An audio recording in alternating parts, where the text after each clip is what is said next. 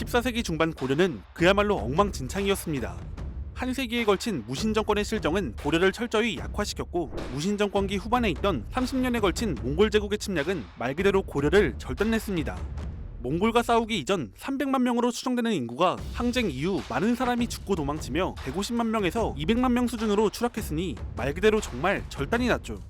이후엔 몽골에 항복하며 한 세기에 걸친 몽골의 착취와 간섭이 계속되었으며, 그 와중에도 카다한의 침입을 시작으로 홍건적, 왜구의 침입 등 각종 외적의 침입이 빈번해지니 누가 봐도 고려는 이제 나라가 망해가는구나 싶었습니다. 하지만 망해가는 나라엔 항상 나라를 구할 인물이 혜성처럼 등장하는 법. 1352년 즉위한 공민왕은 고려의 분위기를 완전히 반전시켰습니다. 그는 내부적으로 원나라를 등에 업은 기철 등의 부원배를 소탕했고, 신진사대부를 육성해 왕권을 세웠습니다. 외부적으론 1354년 원나라에 장사성토벌 지원 요청을 수락하는데, 이 과정에서 원나라가 몰락하고 있다는 것을 눈치채고는 이후부터 원의 간섭을 배제하는 등 오랜만에 제대로 된 왕, 아니 역사적 영웅이 등장했습니다. 이렇게 나라의 기강을 세운 공민왕은 이번엔 원나라가 쌍성총관부를 설치하고 강탈해간 영토를 수복하며 고토 회복을 시작하는데요. 이때 지역의 유력 인사인 이자춘, 이성계 부자가 공민왕에 협력하고 기부하게 됩니다. 14세기 후반 동북아시아는 고려만 개판이었던 것이 아니라 동북아시아 전체가 혼돈 그 자체였습니다. 서쪽의 원나라는 반란군 하나 토벌하지 못해서 오늘레이라고 있었고, 동쪽의 일본은 나라가 반으로 갈라져 전쟁 중이었죠. 북쪽에선 유목민 군벌이 득세했는데 골치 아프게도 이들 중 대다수가 고려의 적대적이었습니다. 이런 상황에서 쌍성총관부의 유력 인사이자 가별초라는 독자적인 군사 집단을 보유하고 있던 이자춘, 이성계 부자의 귀부는 공민왕과 고려 입장에서 가뭄의 단비와도 같은 일이었습니다. 공민왕은 이들에게 관직을 내리고 크게 지원했습니다.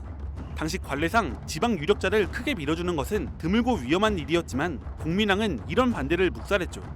공민왕의 지원을 받은 이들 부자는 동북면에서 서서히 세력을 확장했고, 본격적으로 외적을 격퇴하기 시작합니다.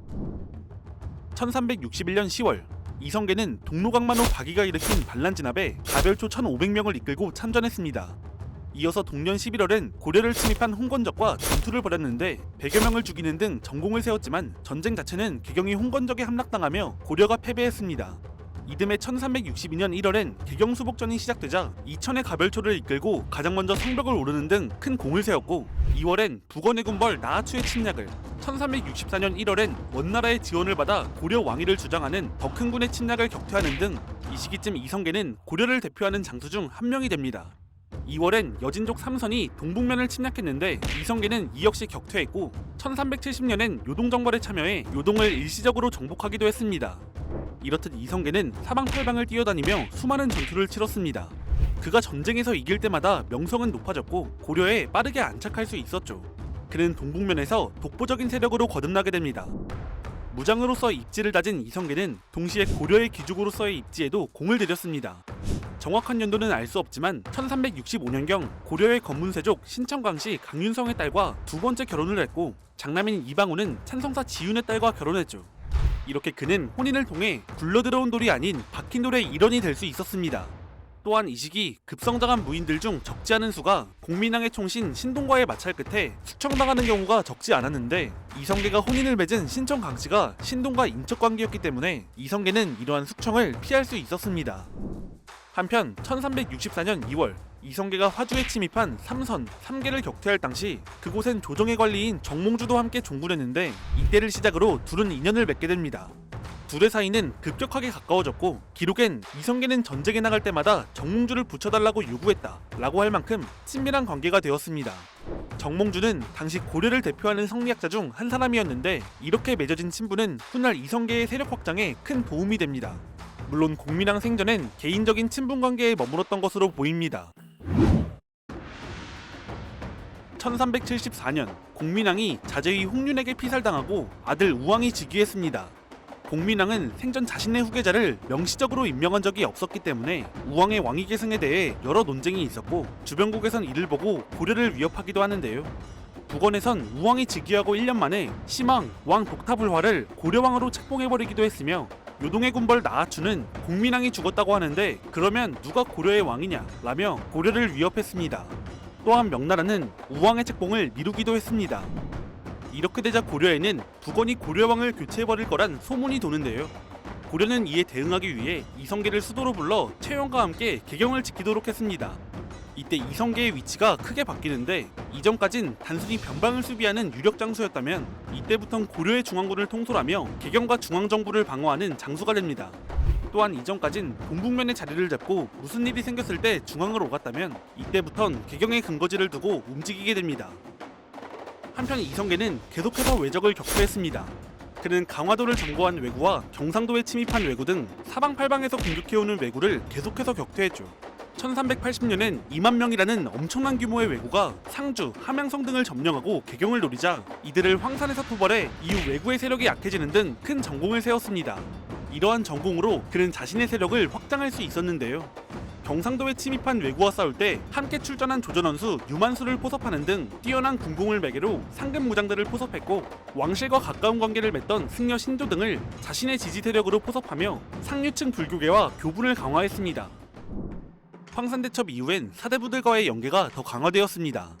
황산대첩엔 정몽주가 함께 종군을 했는데 이전까지는 정몽주 개인과의 친분만 있었다면 이후엔 여러 사대부와 더 깊게 사귀기 시작했습니다. 당대 사대부들의 정신적 지주이던 이색과는 이전까지 개인적인 왕래만 있던 수준이었지만 1381년엔 이색이 이성계에 자와 호를 지어주는 사이로 발전했죠.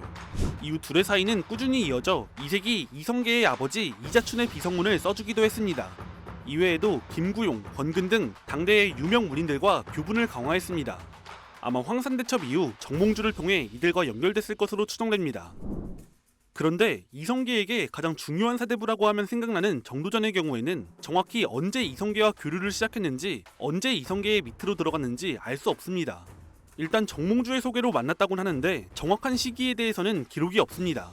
1383년경 이성계는 동북면을 안정시키기 위한 안변책을 조정에 건의하는데 빠르면 이때 정도전과 만났다고 보기도 하고 늦게 보는 쪽에선 위화도 회군 전후로 추정하기도 합니다. 아무튼 이성계는 이렇게 사대부와의 관계를 강화하면서도 고려의 기득권인 권문세족과의 관계도 강화했는데 정확한 시기는 알 수 없지만 1387년 이전에 이성계의 딸과 이이님의 조카가 결혼하며 두 집안은 서로 인척관계가 됩니다. 이렇게 이성계는 자신의 입지를 다졌고 그것을 넘어 자신의 세력을 확장했지만 고려 최고의 무인이 될 순 없었습니다. 고려의 최고 권력자인 이이님을 한 번에 숙청해버릴 만큼 정치적으로도 무장으로서도 압도적인 최영이 버티고 있었죠. 1388년 철령이 문제로 고려와 명나라 사이에 서로 마찰이 생기는데 이때 최영은 요동정벌을 강경하게 주장했습니다. 이에 이성계는 사불가론을 내세우며 요동정벌에 반대하는데요. 하지만 앞에서 말했듯이 이성계와 최영은 서로 위치가 달랐기 때문에 이성계는 자신의 의견을 관철하기 어려웠습니다. 최영은 직접 군을 이끌고자 했으나 우왕의 만류로 평양에 남게 되었고 요동정벌군은 좌군도 통사 조민수와 우군도 통사 이성계가 맡게 됩니다. 5월 7일 요동정벌군은 압록강 가운데 있는 섬인 위화도에 도착했습니다. 그러나 이성계는 여전히 원정이 불가하다는 입장이었고 여기에 장마까지 시작되어 병사들의 사기도 떨어지자 중앙에 철수를 요구합니다. 그러나 우왕과 최영의 의견은 변함이 없었고 철수가 거부되는데요.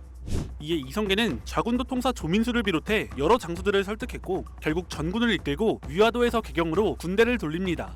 무리한 원정을 시도한 최영에 대한 처벌을 명분으로 한 이들은 원정군 5만으로 개경을 공격했고 위화도 회군이라는 뒤통수를 맞은 최영은 어떻게든 군대를 끌어모아 원정군 선봉을 격파하는 등 군전했지만 군사적으로 압도적인 이성계를 막을 방법은 없었습니다. 원정군은 최영을 귀양 보내고 이후 처형했으며 우왕을 폐위했습니다. 회군 이후 이성계는 세력을 빠르게 확장했습니다. 무인 세력에선 회군에 찬동했던 이들을 중심으로 정지, 박위, 변한열, 백응념 등을 지지 세력으로 포섭했고 사대부에선 기존에 친분이 있던 정몽주, 정도전 등에게 조준, 남은, 윤소종을 소개받아 지지 세력으로 포섭했죠. 이렇게 이성계 일파는 정권을 완전히 장악하며 과전법을 실시하는 등 개혁에 착수하는데요. 이런 와중에 조민수, 이색과 마찰이 생겨 1388년 그들이 기습적으로 창왕을 옹립하기도 하지만 이성계는 창왕을 폐위하고 공양왕을 옹립하는 것으로 대응했습니다. 한편 이성계는 공양왕을 옹립하는 과정에서 세력을 재정비했습니다. 자신의 지지 세력 중 관계는 두텁지만 컨트롤하기 어려운 사람, 자기 외에도 관료들에게 인망이 좋은 사람 등 만에 하나라도 위험이 될 수 있는 인물 대부분을 숙청했으며 많은 무장들이 숙청되었습니다. 그리고 마지막으로 끝까지 조선의 건국을 반대한 정몽주가 남아있었습니다. 이성계와 정몽주는 서로 마지막까지 상대방을 회유할 수 있다고 여겼을 것이라 추정될 만큼 둘의 친분은 두터웠습니다. 하지만 정몽주의 선택이 더 빨랐죠. 그는 나라에 대한 충심과 친구에 대한 우정 중 충심을 선택했고 공양왕에게 이성계를 숙청하거나 그것이 어렵다면 그 측근을 숙청해야 한다고 말했습니다. 이에 이성계의 아들 이방원은 이성계에게 정몽주를 숙청해야 한다고 건의하는데요. 하지만 이성계는 찬성하지 않았고 결국 이방원은 자신의 판단으로 정몽주를 죽였습니다. 이성계는 이 일에 매우 화가 났지만 죽은 정몽주를 역적으로 몰아 사후 숙청하며 더 이상 이성계를 막을 사람은 없게 됩니다. 1392년 7월 17일 고려 34대 왕 공양왕이 이성계에게 선의하며 고려가 멸망했고 이성계는 조선의 왕이 됩니다.